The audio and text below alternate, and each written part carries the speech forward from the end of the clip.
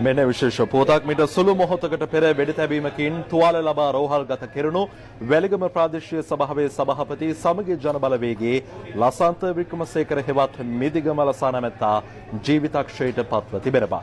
මෙන්න පුවත නැවත වරක් මීට සුළු මොහොතකට පෙර වෙඩි තැබීමකින් තුවාල ලබා රෝහල්ගත කෙරුණු වැලිගම ප්‍රාදේශීය සභාවේ සභාපති සමගි ජනබලවේගයේ ලසන්ත වික්‍රමසේකර හෙවත් මිදිගම ලසා නැමැත්තා ජීවිතක්ෂයට පත්ව තිබෙනවා. අද පෙරවරුවේ වැලිගම ප්‍රාදේශීය සභාවේදී යතුරුපැදියකින් පැමිණි නාදුරන වෙඩිකරුවන් දෙදෙනෙකු එල්ල කළ වෙඩි ප්‍රහාරයකින් මොහු මෙලෙස ජීවිතක්ෂයට පත් වුණේ තුවාල ලබා රෝහල්ගත කිරීමෙන් අනතුරුවයි.